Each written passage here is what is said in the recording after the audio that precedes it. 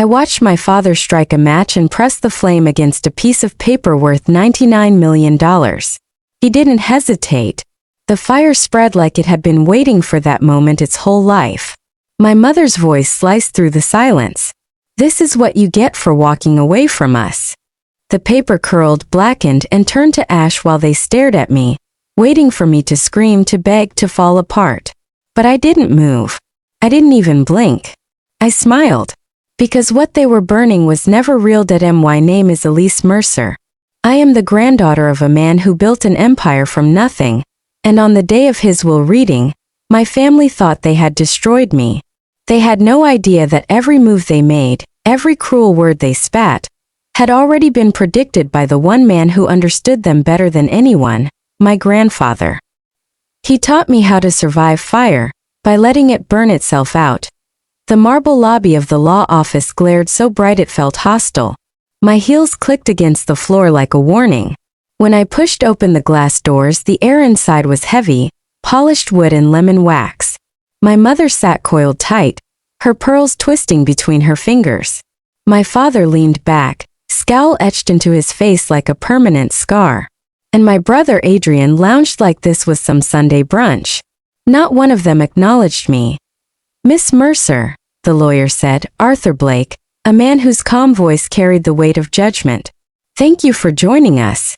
We're here today to fulfill the final wishes of your grandfather, Samuel Mercer." I sat at the far end, silent, steady. My pulse pounded, but my face betrayed nothing. "To Adrian Mercer," Blake read. "Your grandfather leaves his mountain cabin and his 1959 guitar." Adrian's smirk faltered. "That's it," he muttered. "To Daniel and Margaret Mercer, his son and daughter-in-law," Blake continued. "He leaves the heirloom clock, his vinyl collection, and a charitable donation made in your names." The silence cracked. My mother gasped. "Absurd." My father laughed bitterly. "A joke. This is a damn joke." I stared at the table, letting their outrage wash over me like static until Blake's eyes found mine.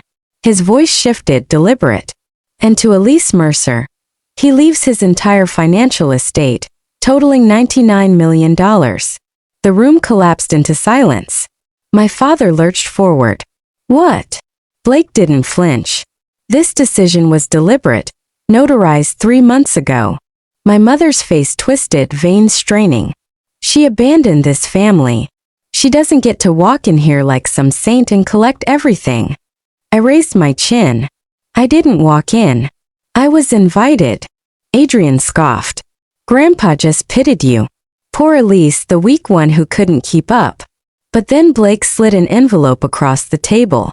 Sealed in wax, marked with the crest my grandfather carved himself. "For you," he said softly. His last words were clear. She stayed silent, she stayed strong, and she was never forgotten. I reached for it, but my father's hand slammed down over mine. His grip was iron. Blake warned him sharply, but my father tore the envelope open like an animal gutting prey. A check fluttered free. His face twisted. $99 million? His voice cracked. "This girl doesn't deserve a cent."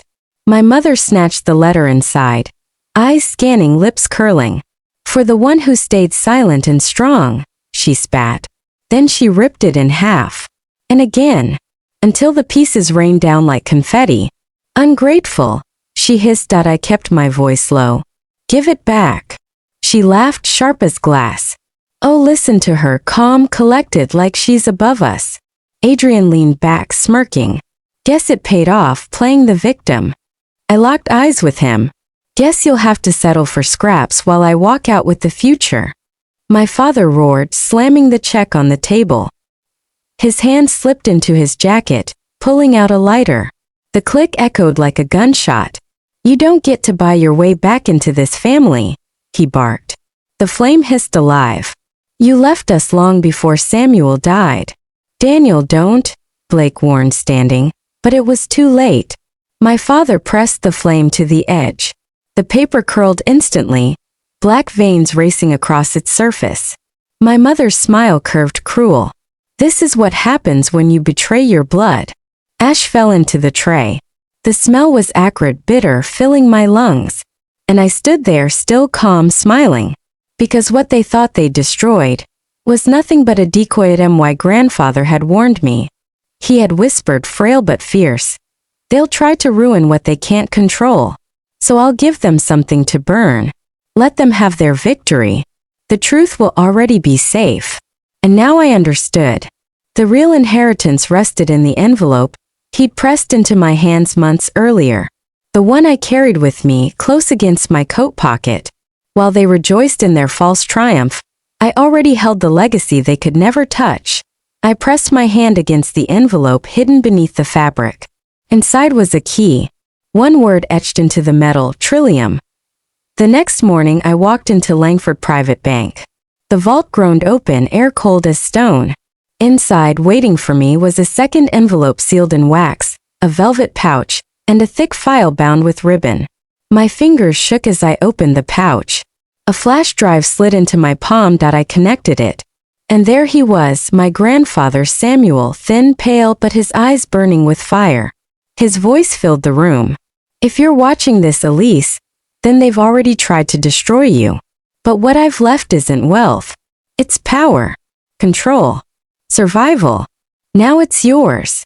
Tears stung my eyes. Not grief, not relief, something fiercer. Because he hadn't left me money. He had left me a weapon. And standing in that vault, I realized the fire my parents had lit was only the beginning. Do you want me to expand this further into the full 8-minute runtime, around 1,200 to 1,400 words with slower pacing, more dialogue, more inner conflict, or keep it at this tighter version for now?